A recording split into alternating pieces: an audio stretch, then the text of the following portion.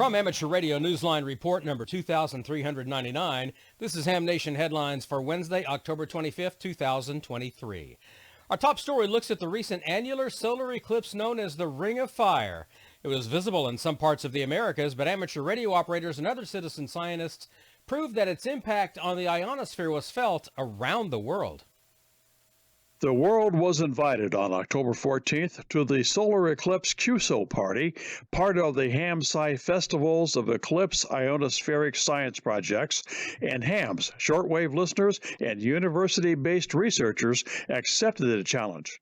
In the western United States and parts of South America, where the eclipse was most visible, eclipse watching was combined with making QSOs on all bands using all modes to help generate data about the eclipse's changing impact on propagation. Nathaniel told Newsline that results gathered from QSOs made worldwide will be released over time and will ultimately appear in a peer-reviewed journal. If you were late to the party or missed it entirely, more experiments are planned for the total eclipse in April of 2024. Hams looking to get involved can join the Google group by visiting the HamSci website at hamsci.org. This is Jack Parker, W8ISH. There's much more to this story, and you can hear it all in this week's Newsline report. The Canadian Broadcasting Corporation has stopped giving listeners the time of day. Shortwave radio, however, is still at it.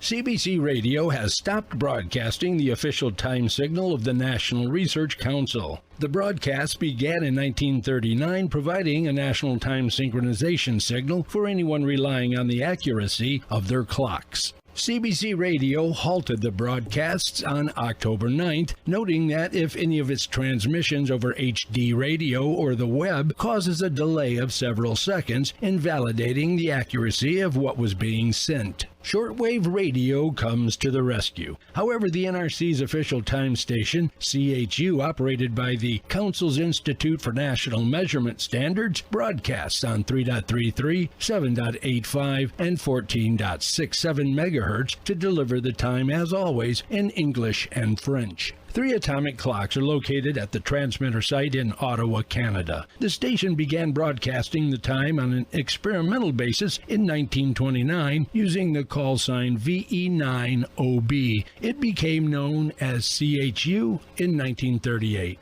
This is Dave Parks, WB8ODF.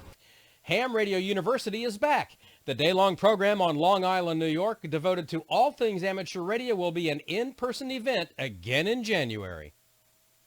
The educational conference known as Ham Radio University is marking its 25th anniversary by returning to its pre-pandemic venue, the campus of Long Island University in Brookville, New York. On Saturday, January 6th, experts will lead discussions on more than 24 topics. HRU has provided its programming without interruption throughout the pandemic, but this is the first time in 3 years it is returning to real classroom settings. Topics will include software-defined radio, how to build an HF station, Morse code, and parks on the air. A testing session will also be offered for those who would like to upgrade their ham radio license or become a ham for the first time. Admission is free, but there is a suggested donation of $10. For those unable to attend, videos from the January HRU will be posted on HRU's YouTube channel. The channel also offers videos of previous year's sessions. For additional details or a schedule of presentations, visit hamradiouniversity.org. This is Salembi, KB3TZD.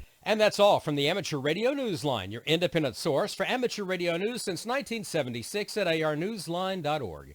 With Jack Parker, W8ISH, Dave Parks, WB8ODF, Salembi, KB3TZD, Karen Eve Murray, KD2GUT at the news desk in New York, and our news team across the globe, I'm Don Wellbanks, AE5DW. 7-3. We'll see you next time here on Ham Nation.